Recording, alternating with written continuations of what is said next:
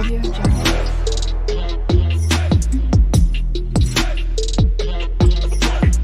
Audio Jungle. Hey guys, good morning. Welcome back to my another video. তো সকাল সকাল তোমাদের সামনে চলে আসলাম একটা ব্লগ নিয়ে। আজকে দেখতে পাচ্ছ আমি কিন্তু বহুদিন পর মর্নিং ওয়াকে বেরিয়েছি, তাই জন্য ভাবলাম তোমাদের সঙ্গে একটু শেয়ার করে দিই সকালবেলায় প্রাকৃতিক দৃশ্যটা ঠিক কীরকম দেখতে হয়। আর আজকে যখন বেরিয়েছিলাম তখন না এত কুয়াশা ছিল না, কিন্তু যখন আমি রিটার্ন ব্যাক করছি তখন দেখছি চতুর্দিক কুয়াশায় ভরে গেছে। তো কোনটা জল আর কোনটা স্থল সেটা না একদম বোঝা যাচ্ছে না। তো সেইটাকেই তোমাদের সামনে একটুখানি তুলে ধরলাম যে কেমন ঠিক লাগছে ভোরবেলায়। তো যাই হোক, আমি মর্নিং ওয়াক করে বাড়ি চলে এসেছি। আর আমার এই জাম গাছটা দিয়ে এত নোংরা হচ্ছে না কি বলবো, এক মুহূর্ত ঝাড় দিচ্ছে আবার পর মুহূর্ত সেই রকম নোংরা হয়ে যাচ্ছে। তো অগত্যা কিচ্ছু আর করা নেই, সকাল সকাল ঝাঁটা হাতে চলে আসলাম কিন্তু বাগানে। আর ঝাঁট না দিলে, চতুর্দিক পরিষ্কার না করলে আমার তো একদমই মন ভালো লাগে না। তো আমি কেন, সেটা সকল পরিবারের মানে যারা যারা গৃহিণী আছে সকলের কাজই এইটাই। তো কেউ দেখায় আর কেউ দেখায় না। তো ভাবলাম যে চলো আজকে একটুখানি শেয়ার করে দিই তোমাদের সঙ্গে। তো যাই হোক, বললাম না এত বেশি পরিমাণে গাছের পাতা পড়ে যে চতুর্দিকটা নোংরা হয়ে থাকে, আর এইগুলো পরিষ্কার করতে করতে প্রায় ঘন্টাখানেক লেগে যায়।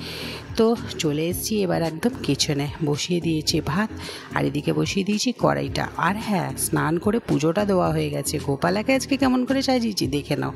তো হচ্ছে গিয়ে এই ফুলটা মানে আমি কিন্তু মালা গাঁথিনি, আর শুধু জাস্ট গুছিয়ে গুছিয়ে দিয়েছি। তো আমার গোপালাকে কেমন লাগছে অবশ্যই কিন্তু কমেন্টস করে জানিও। হ্যাঁ, শিব ঠাকুরকেও কিন্তু সাজাতে বলিনি। তো দেখে নাও সিংহাসনটাও একবারও কেমনভাবে সাজিয়েছি। তো চলে আসলাম আবার রান্নাঘরে। আমি এখানে সমস্ত সরঞ্জাম কেটে ফেলেছি। কারি পাতা আছে, পেঁয়াজ আছে, কাঁচা লঙ্কা আছে, গাজর আছে, পিনাটস আছে, আর এদিকে আছে একটুখানি কাজু নিয়েছি। তো একটুখানি চিড়েটাকেও ভিজিয়ে আমি শুকনো করতে দিয়েছিলাম। ভাবছিলাম ঘরে চিড়েটা রয়েছে কি করব, তো চলো চিড়ের পোলাও বানানো যাক। তো যেমন ভাবা সেমন কাজ। সকাল সকাল ভাবলাম যে আজকে আর রুটি করব না, এটা লাঞ্চেও হতে পারে। তো দেখা যাক কি হয়, আপাতত তো বানাই। তো কাজুটা আমি ভেজে নিয়েছি। বেশ ভালো করে, সুন্দর করে। আর হচ্ছে এদিকে ভাতটাও প্রায় হয়ে এসছে। আর এইদিকে আমি বসিয়ে দিয়েছিলাম বাদামটা ভাজতে। তো বাদামটাকে ভেজে নিয়েছি। কড়াটা দেখছো একদম কিন্তু তেতে গেছে। আর হ্যাঁ, যা সবজি নিয়েছি, এখানে একটু গাজর নিয়েছি আর একটুখানি পেঁয়াজ, টমেটো। তো যত রকম সবজি আছে দেওয়া যায়, কিন্তু আমার কাছে আপাতত ছিল আলু গাজর, তো সেইটাকেই আমি দিয়েছি। আর টমেটোটাকে পরে দেবো। তো আপাতত কারি পাতাটাকেও দিইনি, কারণ হচ্ছে গিয়ে কারি পাতাটা একটু পরে দেবো, নইলে কী হবে, ওর যে টেস্টটা সেটাই চলে যাবে। তো যাই হোক, এগুলোকে একটু ভাজা ভাজা করতে থাকি, তারপরে হচ্ছে গিয়ে আবার তোমাদের কাছে ফেরত আসছি।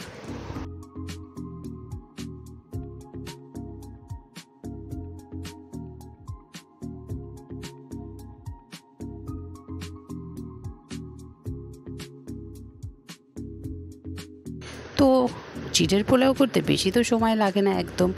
কেন হচ্ছে গিয়ে সমস্ত সবজি ভাজা হয়ে গেলেই জাস্ট একটুখানি নাড়াচাড়া করে ঘি গরম মশলা দিলেই কিন্তু হয়ে যায়। তো আমি কিন্তু ঘি অ্যাড করিনি, তার কারণ হচ্ছে যতটুকু মানে অ্যাভয়েড করা যায়। বুঝতেই পারছো, আমরা তো একদম হেলদি, বাপরে বাপ, এতটা হেলদি যে সবসময় চিন্তা হয় যে কোনটা খেলে আরও মোটা হয়ে যাব, সেটা নিয়ে সমস্যা। তো যাই হোক, এদিকে হচ্ছে পোলাওটা হয়ে গেছে আর আমি রেখে দিয়েছি। আর এখানে কেটে নিচ্ছি আলু আর বেগুন। তো ভাবছি হচ্ছে চিংড়ি মাছটা রয়েছে, সেই চিংড়ি মাছটা রান্না করব। আর চিংড়ি মাছটা ছাড়াতে তো অনেকটা সময় লাগবে, সেই কারণে ভাবলাম তরকারিটা আগে বসিয়ে দিই, তারপরে হচ্ছে চিংড়ি মাছ ভাজা পরে যাবে। এখন ও ভাত হয়ে গেছে। আর এখানে দেখে নাও, আমি কিন্তু আজকে বানিয়ে ফেলেছি একটু চিড়ের পোলাও। তো চিড়েটা কালকে রাত্রে এনেছিল, ভাবছিলাম যে কি করব। তো যা যা সরঞ্জাম ঘরে ছিল সেগুলো দিয়ে বানিয়ে ফেললাম চিড়ের পোলাও। আর এইদিকে কড়াইতে দিয়ে দিয়েছি হচ্ছে আলুগুলো ভাজা হয়ে গেছে। আর এখানে মশলা দিয়ে দিয়েছি। তো এটাকে ততক্ষণ করতে থাকি। আর এর সঙ্গে দিয়ে দেবো আমি বেগুন। তো এখানে দেখতে পাচ্ছ আমি আলু দিয়ে বেগুন দিয়ে চিংড়ি মাছ করেছি, আর হচ্ছে দিয়ে দিয়েছি ওপর থেকে একটু ধনেপাতা। তো এইটা একদম রেডি। আর এখানে করে নিয়েছি আমি হচ্ছে রয়েছে এখানে একটু হলুদ গুঁড়ো, একটু লঙ্কার গুঁড়ো, আর একটু সামান্য একটু নুন, আর সঙ্গে রয়েছে হচ্ছে গিয়ে নামটাই ভুলে যাচ্ছি, মাস্টার্ড পাউডার মানে হচ্ছে গিয়ে সর্ষে গুঁড়ো। তো এইটা দিয়ে আমি এখন এই চিংড়ি মাছটার ভেতর দিয়ে দেবো। তো এখানে আমি দিয়ে দিয়েছি কিন্তু একটুখানি কাঁচা সরষের তেল। তো এইটা আমার হয়ে গেছে, আর এটাকে আমি নামিয়ে নেব। তো দেখো চিংড়িটা কিন্তু একদম রেডি। দেখো ডাল ছিল, সেটাকে আমি একটুখানি জাস্ট গরম করে নেবো। দেখতেই পারলে তো কি কি রান্না করেছি। সেভাবে কিন্তু রান্না বান্না আজকে খুব একটা ছিল না আমার কাছে মনে হয়। তার কারণ হচ্ছে এইটুখানি মানে করেছি, তাতে খুব একটা সময় লাগেনি। তো যাই হোক, চলো রান্নাঘরটা আগে ক্লিন করে নিই, তারপরে আবার তোমাদের কাছে ফেরত আসছি।